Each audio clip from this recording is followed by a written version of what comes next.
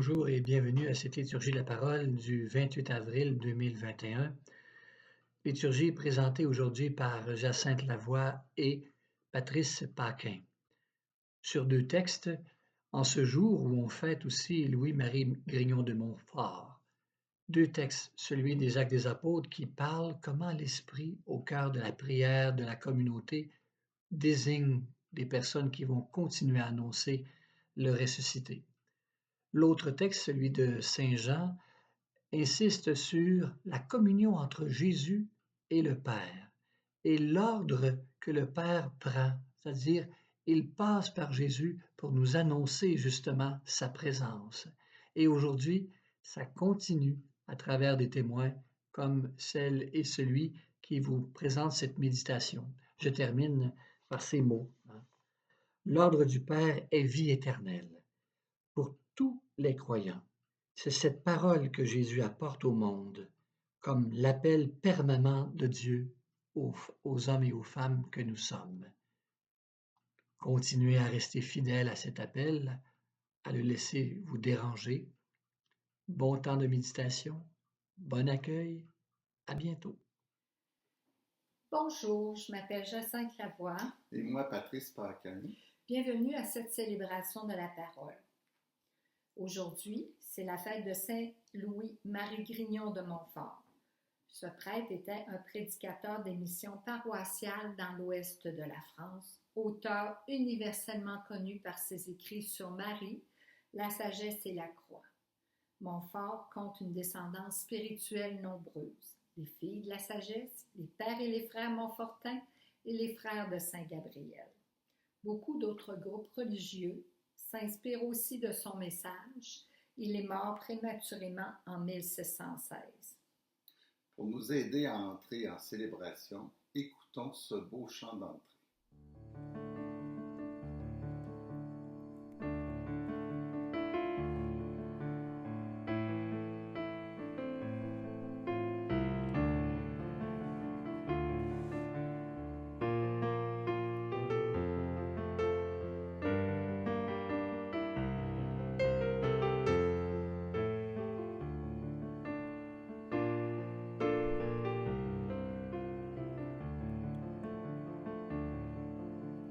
Jésus, toi qui as promis d'envoyer l'Esprit à ceux qui te prient, ô Dieu, pour porter au monde ton feu, voici l'offrande de nos vies.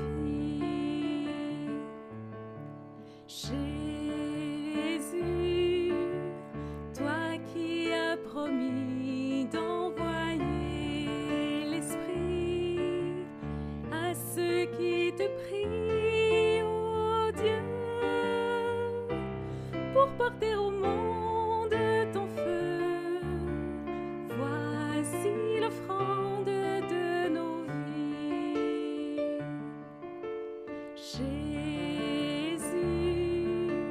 toi qui as promis d'envoyer l'Esprit à ceux qui te prient, ô Dieu, pour porter au monde ton feu, voici l'offrande de nos vies. Voici l'offrande de nos vies.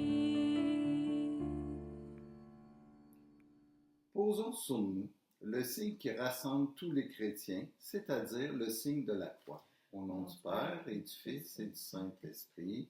Amen. D'un seul cœur et d'un seul esprit, bénissons le Seigneur Jésus-Christ. Il est la voie, la vérité et la vie. Bénissons-le maintenant et toujours. Béni soit Dieu, maintenant et toujours. Seigneur Dieu, tu as voulu conduire le bienheureux Louis-Marie, ton prêtre, sur le chemin du salut et de l'amour du Christ, aux côtés de la bienheureuse Vierge Marie.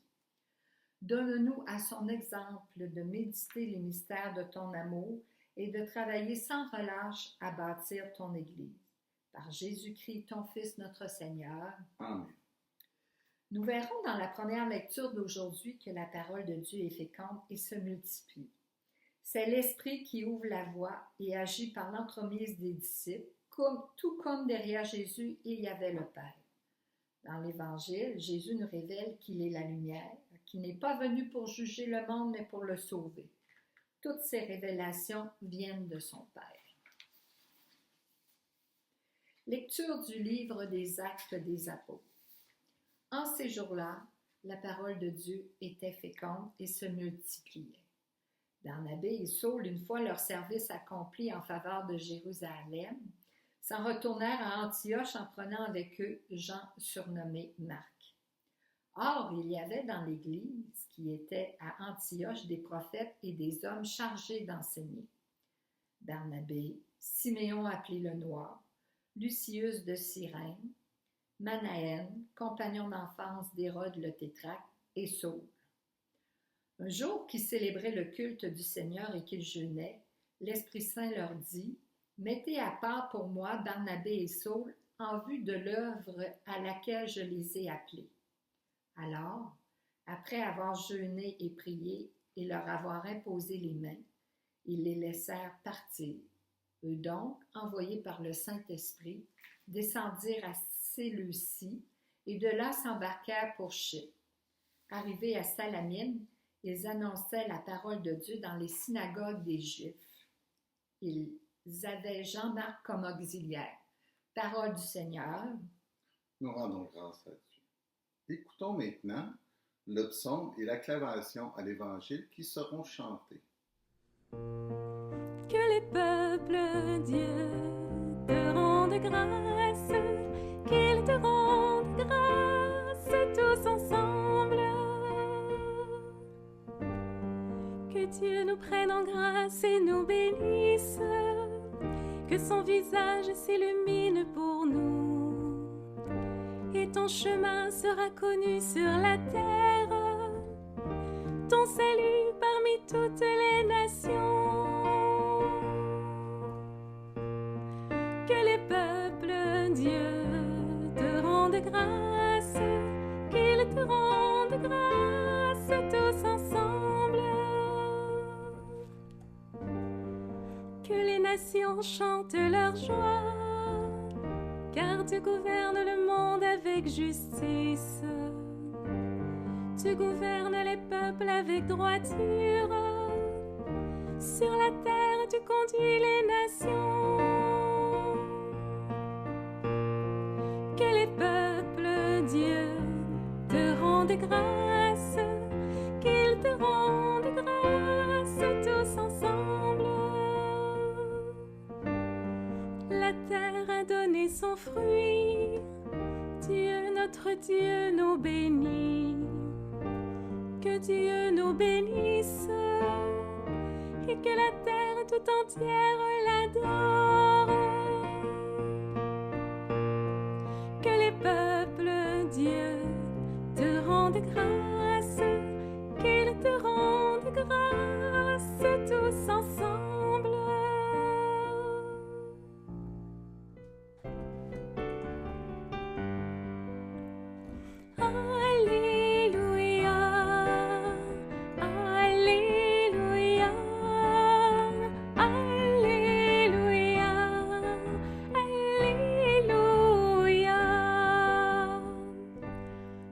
Je suis la lumière du monde, dit le Seigneur. Celui qui me suit aura la lumière de la vie. Alléluia, Alléluia, Alléluia, Alléluia. Évangile de Jésus-Christ selon saint Jean. Gloire à toi, Seigneur. En ce temps-là, Jésus s'écria, « Celui qui croit en moi, ce n'est pas en moi qu'il croit, mais en celui qui m'a envoyé. Et celui qui me voit, voit celui qui m'a envoyé.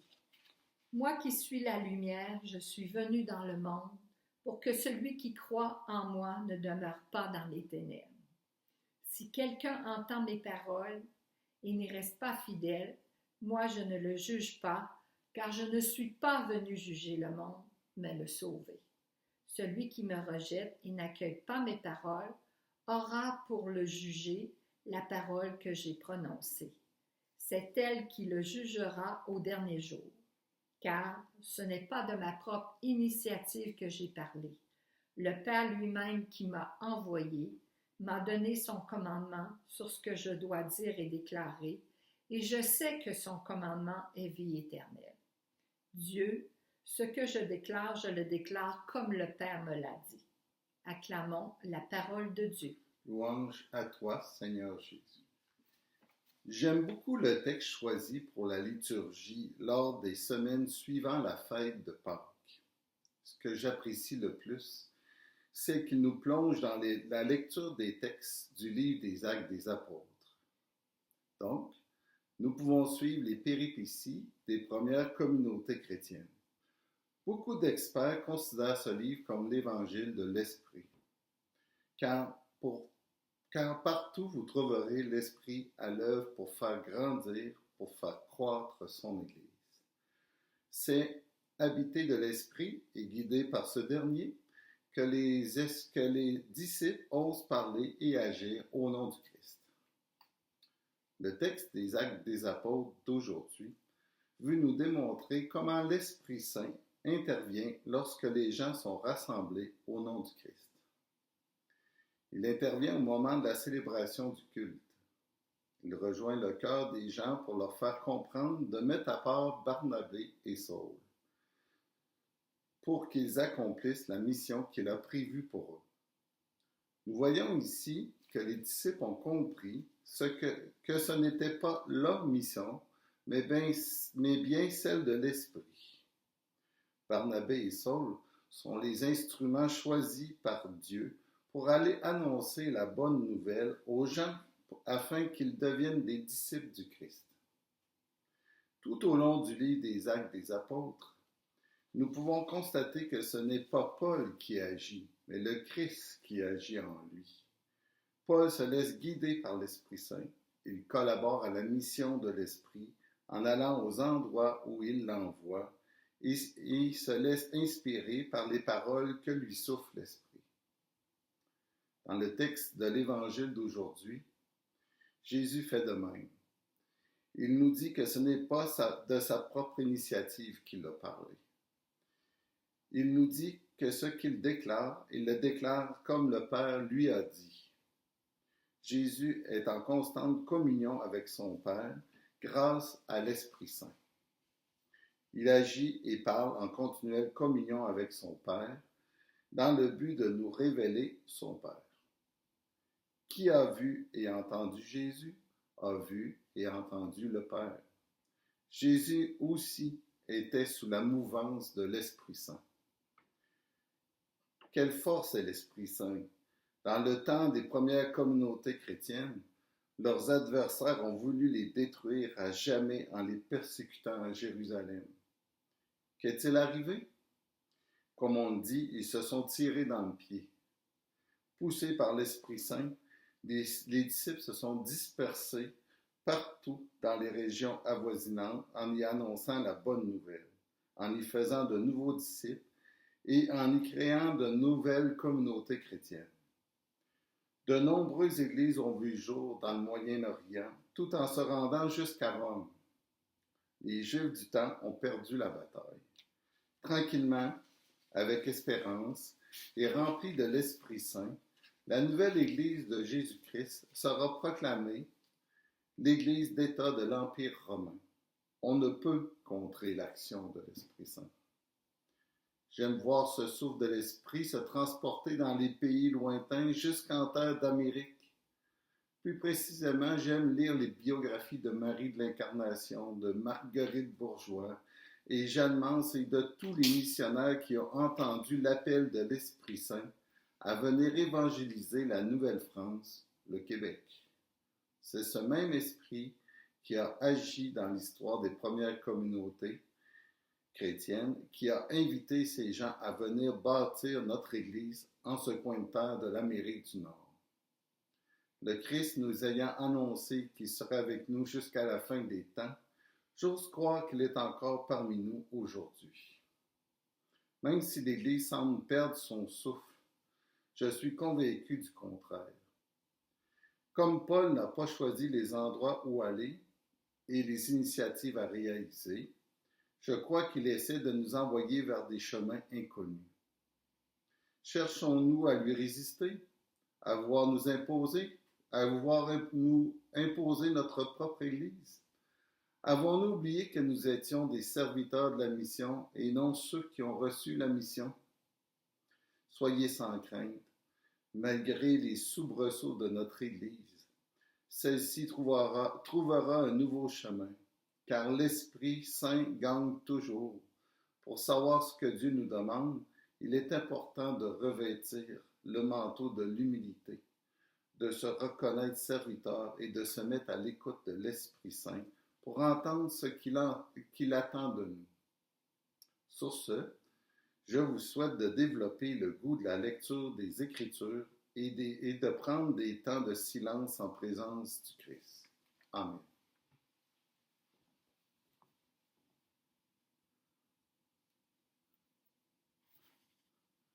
Écoutons cette pièce musicale pour nous aider à méditer ce qu'on vient d'entendre.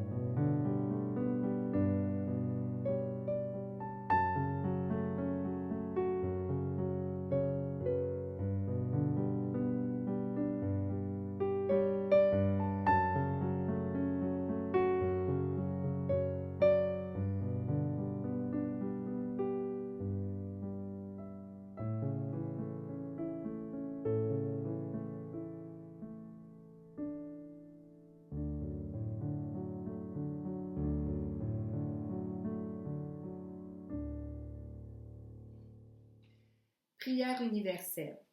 Nous répondrons, Seigneur, éclaire-nous et entends notre prière. Pour tous tes enfants, Seigneur, afin que la COVID-19 ne leur laisse pas de séquelles d'insécurité et d'anxiété, prions le Seigneur. Seigneur, éclaire-nous et entends notre prière. Pour toutes les personnes qui font des recherches sur le vaccin pour la COVID-19, Seigneur, guide-les afin qu'ils poursuivent leurs recherches pour trouver des solutions aux différents variants qui se pointent et par le fait même enrayer cette maladie. Prions le Seigneur. Seigneur, éclaire-nous et entends notre prière. Pour toutes les personnes qui vivent des deuils pendant cette période de confinement, Seigneur, accompagne-les, afin qu'ils se sentent moins seuls. Prions le Seigneur. Seigneur, éclaire-nous et entends notre prière. Pour tous les étudiants qui sont tenus de faire leur apprentissage en ligne et non en présentiel, Seigneur, rends-toi présent afin que cet isolement leur paraisse moins lourd. Prions le Seigneur. Seigneur, éclaire-nous et entends notre prière. Pour tous les peuples de la terre moins nantis, Seigneur, change notre cœur de pierre en cœur de chair, afin que l'on partage plus équitablement nos richesses. Prions le Seigneur. Seigneur, éclaire-nous et entends notre prière. Par son esprit, il renouvelle notre monde. Rendons grâce au Seigneur notre Dieu. Il a créé la vie, il la préserve dans chacune de nos bonnes actions. Nous pouvons le prier en disant « Notre Père qui es aux cieux, que ton nom soit sanctifié, que ton règne vienne, que ta volonté soit faite sur la terre comme au ciel. Donne-nous aujourd'hui notre pain de ce jour. Pardonne-nous nos offenses, comme nous pardonnons aussi à ceux qui nous ont offensés. Et ne nous laisse pas entrer en tentation, mais délivre-nous du mal. Amen. Nous tenons à remercier toutes les personnes impliquées de près ou de loin à la réalisation de cette célébration de la parole. Que Dieu, le Père Tout-Puissant, vous bénisse, au nom du Père et du Fils et du Saint-Esprit. Amen. Tout comme Jésus et les disciples, soyons des témoins de lumière qui nous est donnée par l'Esprit Saint et la parole de Dieu. Allez dans la joie du Christ. Amen.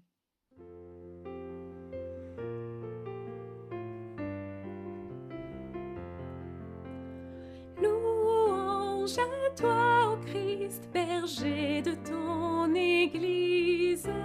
Joyeuse et vraie lumière, tu nous donnes la vie. Toi l'étoile dans la nuit, tu rayonnes avec le Père. Par toi nous avons la vie, nous voyons la vraie lumière.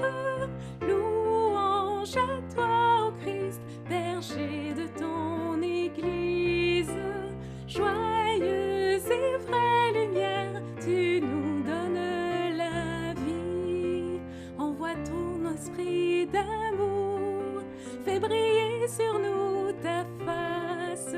Ô Jésus ressuscité, que nos chants te rendent grâce. Louange à toi, ô Christ, berger de ton Église. Joyeuse et vraie